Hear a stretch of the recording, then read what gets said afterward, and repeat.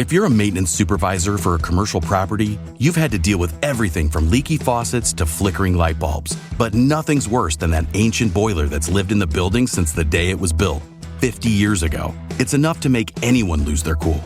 That's where Grainger comes in. With industrial-grade products and dependable fast delivery, Grainger can help with any challenge, from worn-out components to everyday necessities. Call, click Grainger.com, or just stop by. Grainger, for the ones who get it done.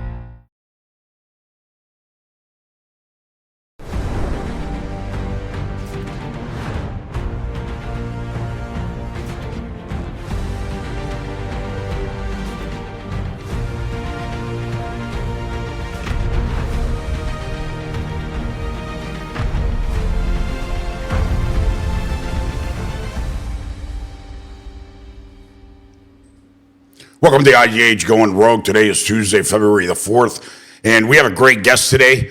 We're going to be talking about, these anti-ICE protests that are happening mainly in L.A., and talk about the inauguration. This person was, I think, every single inaugural party, his experience. He was a political operative, part of the campaign, was one of the key elements that delivered Nevada for the president and flipped Nevada for the first time in a long time.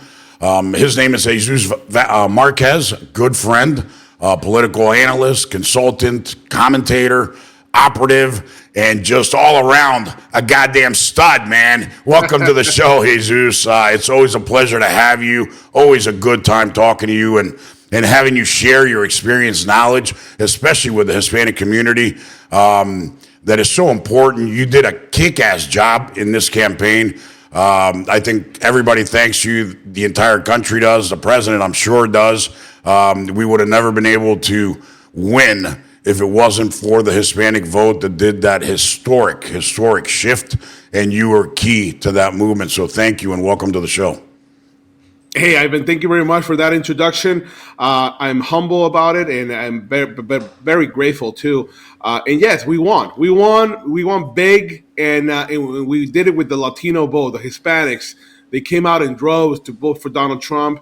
So when you see this, this protest that's going out there, for a fact that that's not the heart of the Latino community. Yes, there are some out there protesting, but the reality is that more Hispanics, more Latinos voted for Donald Trump than ever before. This is the first Republican candidate that became a president that won not 40, but 45% of the Latino vote. That is huge, more than Bush did back about 20 years ago. And we flipped Nevada. That was one of the states that we were able to flip in favor of Donald Trump. It was great. It's awesome. And by the way, you were also part of it, so don't be too shy. Well, I appreciate that. I'm saying behind the scenes on that argument, there will be a time to talk about that and that effort that was done previous to that. And there'll be a moment to talk about what's coming. So, it's, we got to hold our cards close to the vest, my friend, as you know, and we're doing that, working expeditiously to have some very, very exciting breaking news very soon. But, one of the things that I want to talk to you about is we talked a little bit about offline, and there's several. Because, something that you mentioned that I think is very important for our, American or our Anglo audience to understand, right, is, and I'm sure it pisses you off because it pisses me off. And, just so you know, the tagline of the show is truth bombs, F-bombs, no bullshit, so let's fucking go, right? So there's no filters here. You can say whatever the hell you want. And, and I usually do, right?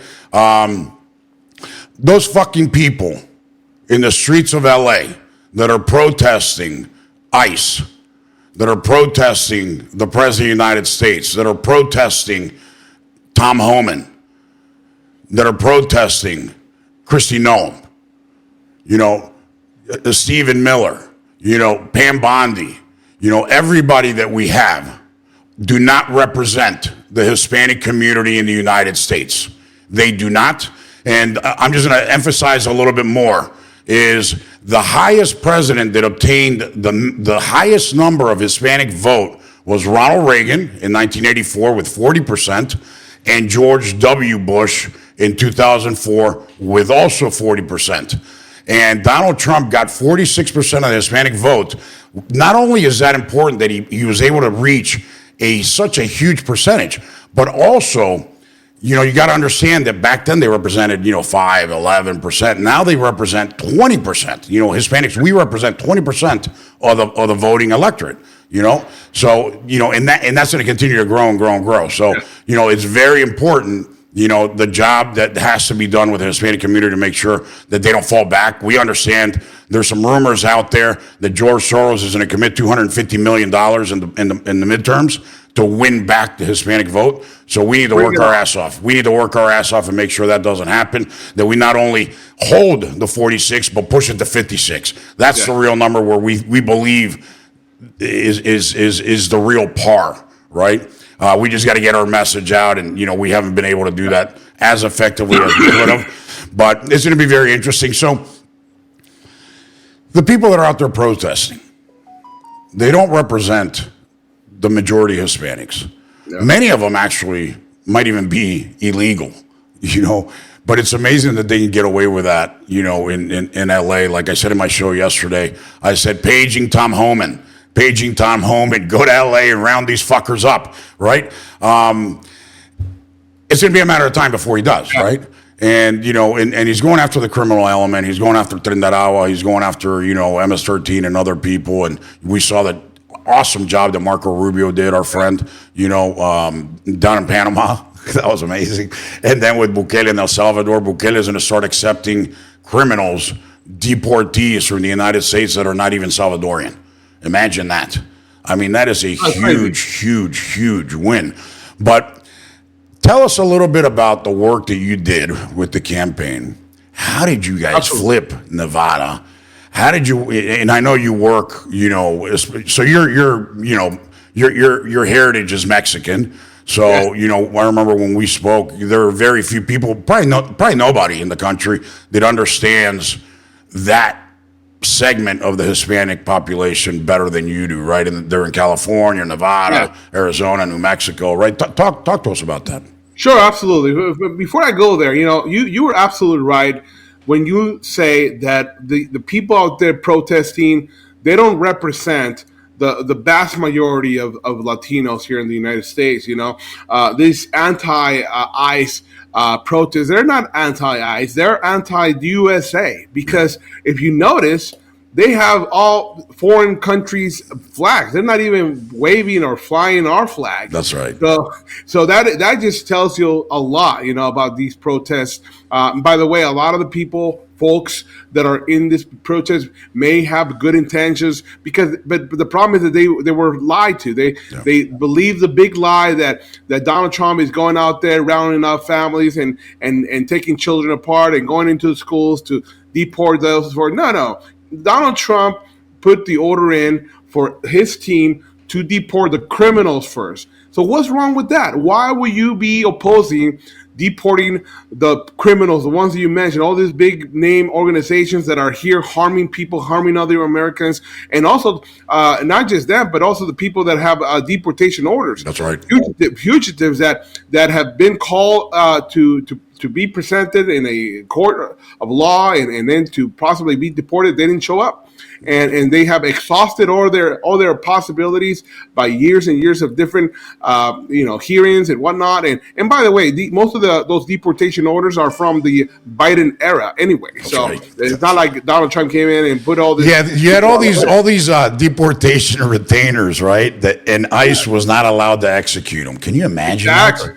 I mean, that's crazy. But now they are. But then going back to your original question, the way we did it, and one thing we have to understand is that we are the Hispanic community in the United States. We are so diverse. Yep. We have Mexican Americans, we have Cubans, we have Puerto Ricans, we have the Central and South American ones, Peruvians, all the groups that you may think. I mean, we all think different. We all have different backgrounds. So in order to win the Latino vote, we have to, first of all, unite that whole effort. And the way to unite them is by talking about the things that we all care for, the American things, the economy, the big family traditions, the ethics of going out there and working for yourself and opening up a business or whatnot. Those are the values that we all share. So when I talk to the people making the decisions on how to reach out to Latinos, I always say, look, do it that way. But then the way you deliver the message, and the Mexican American community represents about 62 or 63% of all Hispanics in the country, right? So it's the largest community. Absolutely. So the Mexican American is the largest one, Yep. and because of that, you have to have a different way of delivering the message. The message may be the same, but you have to choose different ways to deliver that message. So we did that here in Nevada, in Arizona, which most of the population in Nevada and Arizona are Mexican American when it comes to the Latino community, and we did that. But we also did this. We went to the churches because we form an organization called the American Christian Caucus to mobilize churches and the and Christians, Latinos, and we also went to the Catholic Church and we talked to Catholics and to evangelicals about the things that we agree upon. And we mobilized Latinos like there's no business. We were doing new voter registration, changing registrations.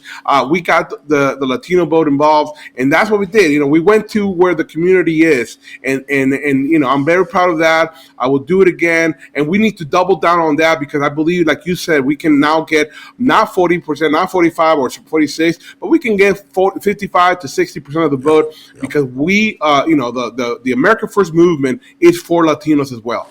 Hey, so quick question on that, and this is very key because we've talked about this during in the past, after the midterms, after 2022, we heard rumbling that the Hispanic vote is moving, and we've been talking about this for a while, for years, right? Yes. But we heard that it's really moving. There's a real shift happening, and we said, hey, Jesus, I'm hearing that the blue wall is also shifting. Yeah. The Mexican Americans are shifting to Trump. Is that true? And you're like, Ivan, it's true. It's happening. It's happening. And that surprised a lot of people, but that made a huge difference because they represent such a big chunk. Why do you think the Mexican Americans moved so much when they were so locked in on the Democrats for decades and forever? They would die. They would take a bullet. They would fall on the sword for the Democratic Party. What changed? Well, one of the main things that changed is this. When you look at the different groups of Hispanic Latinos in America, you have, I say that the top two groups that are that have been here the longest, that are now, getting more adapted to the American way, Yep. and becoming a group that love America and that see illegal immigration as what it is, Yep. is the Cuban Americans and now the Mexican Americans. So when we go and talk to Latinos of Mexican descent here in the Southwest, we talk about, look, you want, what do you want for your family? The best, right? Put food on the table. Look at what the way it costs. The cost of living is to the roof. Then on top of that, education. School choice is a big one. When we went and talked to Latinos about school choice, they agree. 87% of Latinos agree that we support a school choice. The ability for a parent to choose where his child goes to school, or what kind of education, what kind of curriculum, all those things where the money or the funding follows the student and not the other way around. So those are the things that matter. And also crime. When you look at crime that went up with all these open border policies that Joe Biden and Kamala Harris had in place in the last 4 years, and it's affecting Latinos because, be honest, those criminals that are coming in, they're not going to go live in the Hamptons. They're not going to go live in the areas that the rich people live. They're going to go live in the Latino community. That's where they're living. That's where they're going to be causing the terror among the population. So when we talk about those specific issues, the Mexican American Latino community and all the other communities, they understood that, and we just had to deliver that message. And by the way, when it comes to grassroots operations, we did the best. We went and knocked on the doors. We did phone calls. We actually started using the same techniques that the Democrats were using here in Nevada, which was to use the mail-in ballots, universal mail-in ballots to our advantage. And we did also ballot harvesting, which is legal. Yeah. We went and picked up ballots. We did that through an operation that we have never done in the past, and we did it this time. That's amazing, man, and I'm glad you guys did that. You know, in the past, there was never that type of movement, that type of organization.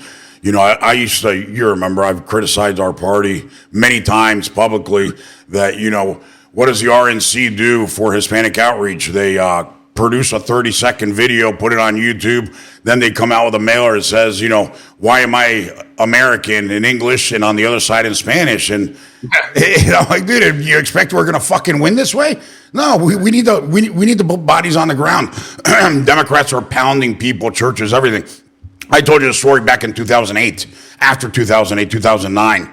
You know, I was at a barbecue in Miami, actually, at some friends' home. They were from Nicaragua, and they're big time, you know, Republican. They're big time pro-life, very Christian family. And, you know, the cousin comes over and he goes, oh, man, this guy's a freaking Obama lover and all this stuff. I never understood this guy. And he comes over and he's like, hey, you know, like, super happy. And we're like, oh, no. We voted for McCain, dude. You know, we're not happy. And he goes, how can you vote for McCain? And, you know, Obama. And his cousin goes, do you know what I don't get is you're the biggest pro-life, you're super Christian, and you voted for the guy who is the most pro-abortion president ever to be elected. He's the abortionist in chief. And he goes, that's a lie. That's a lie. He goes, they told us that that's the lie that you guys were going to use. And we're like, wait, what? Who told you? Well, the Democrats, they came to our churches and said that Republicans are going to spread all these lies, that Obama is not pro-life, he's not pro-traditional marriage, and it's all a lie. They're trying to do it so we vote against Obama. And he goes, and I'm glad we didn't believe him. And we said, well, you know, too bad, because you just screwed the country, and you're going to find out very shortly how pro-life he is. And, you know, and in fact, we found out, right? Eliminating DOMA and, you know, everything else that's out there on Obama. But it's pretty pathetic. But I'm glad you guys did that. I know you spent an entire week in D.C. for the balls, the galas, the inaugural. You know, we were going to go. We had tickets, pretty good tickets, actually. And we looked at the weather. Yeah. You know, I remember when Trump won, I told David, my son, I said, hey, take a look at a forecast and see how cold is it going to be in D.C. And he goes, there's not going to be a forecast this out. And I said, there will be. And I said, you know, it's going to be in the low 20s or something like that. And I said, man, low 20s. And remember last time you got to hike because the whole city's blocked off, so there's only a few entrances. So you got to hike, you know, like 5 miles or whatever, or 10 miles or whatever it is in the freezing cold. I said, I'm not doing that, you know. So, you know, we waited. And as we got closer and closer, it said, you know, it's going to be like in the single digits. I said, we're not going. Wow. There's no way. And I gave my tickets away. And lo and behold, they canceled the whole thing. So I'm really glad we never bought airline tickets, or, you know, we don't need a place to stay in D.C. But, you know, I know a lot of people that went, and, you know, I don't know. Were you disappointed? You know what? I actually got into DC early since Thursday, the week before, and so we didn't learn about the change in plans when they canceled the outdoor ceremony until Saturday morning, I believe it was. So we were already there. We had the tickets, but I do know of a lot of people that actually didn't, you know, cancel at the last minute. But we were there, and you know what? It was disappointed, but at the same time, I was happy because there was alternative. You know, you mentioned we went to different balls, and I got to meet a lot of the good people that I know that I haven't seen in some months. And the whole atmosphere, what we're all there was, we're back. Yeah. We're back in D.C. Yeah. We're back in the White House, and that's the truth. So that was a narrative. That was a celebration, so to speak. And then at the end, even though we were not able to go to the outdoor ceremony for the inauguration, we were able to be at the arena where Donald Trump showed up, and it was like about 25,000 people that came into that arena. I was fortunate enough to be in there, and we got a good presentation. You know what? I'm going to tell you something. You know, I grew up in D.C., so, you know, I've been, you know, privy to all this stuff my whole life. But the best and the most fun inaugural I've ever seen was this one. Yeah. And I was saying, you know what? They should never do it outside again. They should do it in an arena. The atmosphere, the aura, the emotion, the you could feel the energy, couldn't you? I mean, it was fascinating, man. It was fascinating. It was a show because the actual parade was done. The official parade was done inside the arena. So we had a show. We had the big screens watching the actual ceremony. But then again, the in-person show was great. And then Donald Trump and his whole family and his cabinet, they all showed up. Yeah. We had Elon Musk speak from there. Yeah. I mean, Kash Patel, all these people, they came and spoke from there, and it was great. You're absolutely right. We had bathroom. We can go to the bathroom, go get some food. Usually, this, but when you're in the actual celebration, it's hard to do all those things, and you're freezing. Yeah. But here it was great. That's fantastic, man. And what about the galas? Seems like you guys had a blast over there, huh? Yeah, absolutely. Especially one of I was at the one of the Latino galas, and it was great. There was two of them, I think, right? I'm sorry. There were two Hispanic Latino galas. There was two of them. Yes, there was two. One organized by the Bienvenido group, and then the other one was from the Hispanic 100. Yep. So I went to the Hispanic 100, and that was on Sunday, and then Saturday, which was the Bienvenido one, I couldn't go because I was at another gala, the American First Policy Institute, which, by the way, American First Policy Institute is becoming a very influential organization. Yeah. About eight, if I'm not mistaken, 8 of the President Donald Trump's cabinet members come from that organization, so they're huge, and it was a great ball and great gala. Yeah. It was fascinating. So, so it looks like Pam Bondi's going to get through. Yeah. Pam is awesome. It looks like RFK, we'll see. He's probably going to make it through. He got past committee today. So let's see if Thune can whip the votes and get them past the Senate, as a whole. Hopefully that happens. But, Hegseth, I mean, everybody's been, everybody's gotten through. So it looks very, very good. Let's see what happens. Let's see what happens with Tulsi. The order to pass them through. Yeah, but you're right. Let's see what happens with Tulsi. It seems like she will. Collins came out yesterday saying she's going to support Tulsi, so that's a good thing. If McConnell and what's her name? Geez, I always forget her name. Alaska. Jesus. Anyways, the senator for Alaska, if she votes against it, we still pass, so it'll still work out. But Murkowski, that's right, Murkowski. Thank you, Mr. Producer. And you feel that we live in a different world today than we did before the election, don't you? Yeah. Like the whole cancel culture, the whole woke bullshit. It's like it's over. It's over, right? It feels like it's dead. It's done. You don't hear anybody talking about that stupid shit anymore, except for a couple moonbats that are out there, running around, with their hair on fire. But they're very, very few. Yeah, very, very few.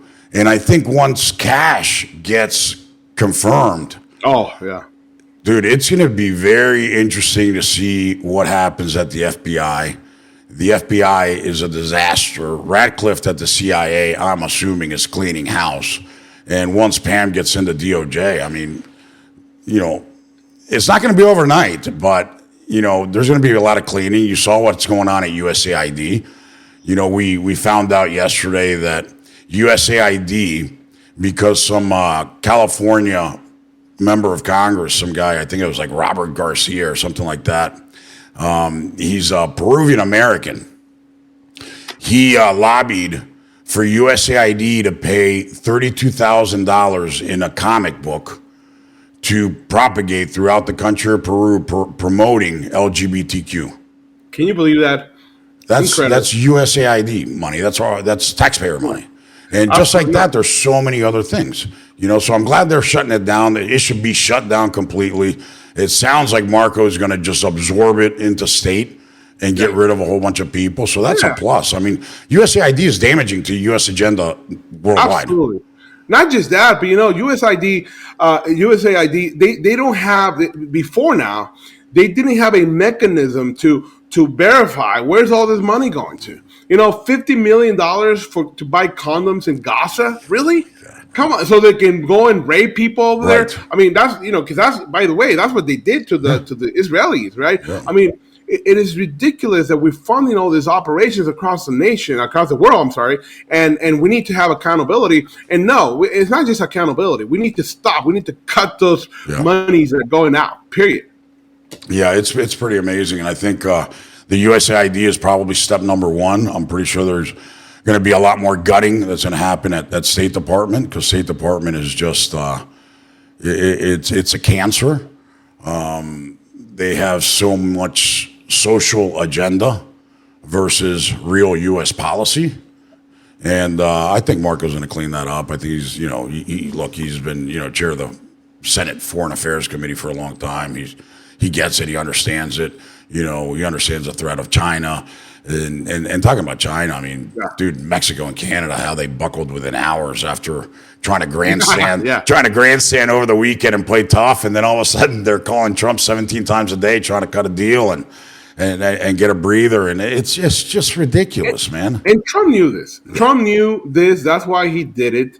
He's not just acting, sporadically here. He's not being dumb. He knows exactly what he's doing. He knows that America holds the power here. When you have a deficit of almost $300 billion a year with Mexico and $200 billion with Canada, and not just that, but they sell us more than what we sell them. But what they sell us, if you go more into depth, you find out that the stuff that they sell us is not really that important. But what we sell them is actually things that they need, like for example, food. They actually need the corn in Mexico. That's the main food that they have in Mexico is corn, and they need our corn. And then Canada, they sell us gas and oil, but then we sell them fuel, liquid gas. So this is the things that we have to take into advantage and say, well, look, we have a deficit with them, and plus they need us. So why not just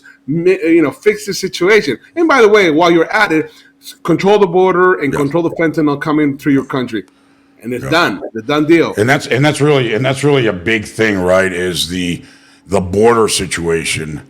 On both sides, people are like, "Oh, well, he wants to start a trade war." Well, it's not really a trade war. Yeah. It's border control, right? It's how do you control the border?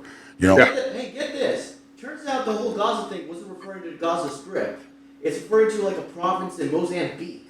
What? Yeah, there's a province in Mozambique that's called Gaza, and that's what that condom program is about. Holy shit! Okay, so there we go.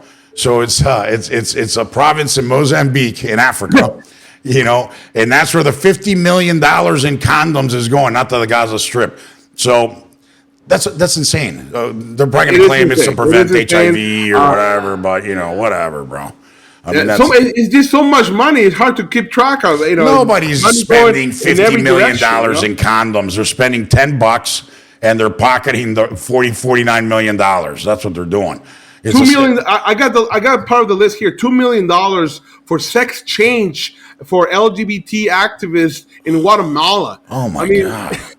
It's incredible. It's incredible the money that is going out that we pay while we're neglecting our own people. Yeah.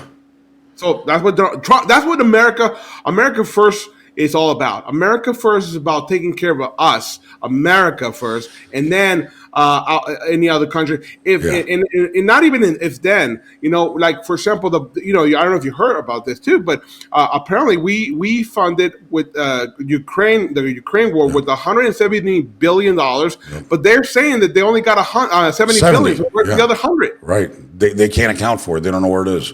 Well, they're saying they never received it. Yeah, that's worse. So, where'd it go? So going to that point, I mean, great lead statement there. What is the future of the Democratic Party? You saw they elected, Martin O'Malley, right? Yeah. Martin O'Malley is a former governor of the People's Republic of Maryland. A very blue, hyper socialist, almost a communist state in the country. It's insane. He was he put in place something called the rain tax. the rain tax. Yeah. So, Tax water. So the more land you have, Yeah. the more rain lands on your property you have to pay tax on. I mean, it was insane, dude. You believe that? And I remember this, because Obama made it big too back when he was in office. They're taxing the water that comes from above, the water that God sends you, and your little piece of land or big piece of land, whatever it is, you're being taxed by. You don't own it, right? Really, you don't own anything. So what are you that? And that's what they do in communist countries. Yeah. You don't own anything, right? It's amazing. So what's going to happen with the Dems? I mean, you saw they asked, who believes that Kamala Harris lost because of misogyny and racism? Everybody raised their hand. Yeah. So they're still double and tripling down on this woke gender identity, race identity. They're not giving up. They've just been knocked out, but they're not giving up. They're not going to quit. So they're going to continue with this crap. But that's good for us because they if we can capitalize on it. If we can capitalize on it. Absolutely. You're right. If we capitalize on them, what happened after the next days after they lost, I went on a lot of interviews in media across the country. And one of the narrative was that Latinos, especially Latino men, voted for Trump because they were voting against a woman because they were too machistas. Yeah. And that's just ridiculous. Yeah. They cannot, believe that Latinos were fed up with the Socialist Party and they went the other way. So, if they continue this path, they're going to continue to lose. They couldn't even figure out a way to present the people when they were talking about all these genders. I don't know if you saw that too, but at this convention, it was just ridiculous the way they portray themselves. They're just people filled with wokenism and with stupidity, period. Yeah, it's plain stupidity. I mean, that's as simple as you can go. I mean, there's no common sense behind it. But you know what? I'm concerned because Democrats, unite and they have a very well-oiled machine. And outside of this election, we really don't. Thanks to the work that people like you did around the country, we came together. I think Elon Musk really saved the election. Yeah. If he had not bought Twitter and turned it into X, I think none of this would have happened because all the lies and all of that was exposed. Everything was exposed thanks to Elon Musk. And I think that opened everybody's eyes to what was really going on. But if that didn't happen, it would have been really, really hard for Trump to win again. I still think he probably would have won. It probably would have been very tight, but I think you're right. I think Musk changed the election. Yeah, no, and aside from him, Elon Musk buying X or Twitter and then making it into X, he also put a lot of money. He invested a lot of money on the ground ground operations. So his PAC actually went out there and knocked on millions of dollars, and that was just a key element in this whole victory thing. Well, I think he put $25 million a month for the last 3 months. And on top of that, in Pennsylvania, he raffled $1 million a day for voter registration. Yeah. And that was huge, man. Can you imagine? That's $105 million. Yeah. Absolutely. And you know what? The Democrats were complaining about this, but they actually done something similar. They were the ones who invented this type of out of the box procedures. Yeah. But Donald Trump had a great ally in Elon Musk, and it helped. You're absolutely right. I don't think we would have won, or maybe we would have been a little bit too close to be called. And remember, when it was too close to be called, there was also the possibility of them cheating again. Yeah, it was all the fraud that happened in 2020. Win big, you have to win big. That's what the whole strategy was based on winning big. Yep. And it worked, and it worked. Thank God. I mean, geez, the numbers were astronomical. And when you add them up, you're like, so what happened to the 81 million people that voted for Biden hiding in a basement? Yeah. Where are they, right? And everybody knows it was a 81 sham. million, really? It was a sham. It was such a rip-off and scam. It was disgusting. And I hope they go. They Pam digs into that and finds out what really happened, because I think some people need to go to prison. I'm very happy that Trump, revoked the security clearance for those 51 intelligence, people. So they don't go and tamper with evidence. Yeah, that said, this is Russian interference. The Hunter laptop is bullshit. Man, that's election interference, and there needs to be a cost and a penalty for that. So we'll see what happens.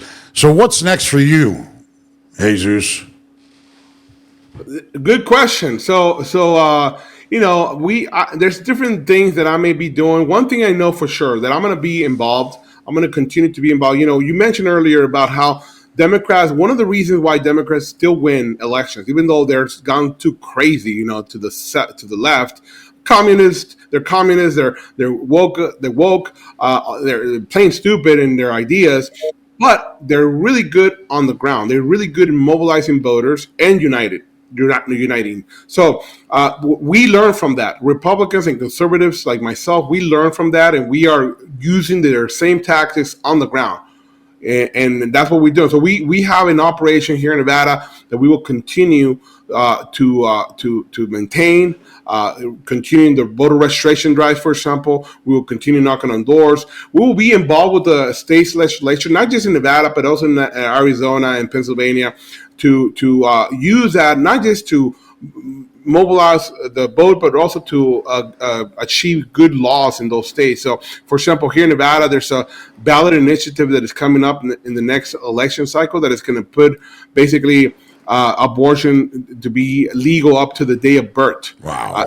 That's just crazy. And not just that, but it's going to allow for minor girls to commit abortion from school without even telling their parents.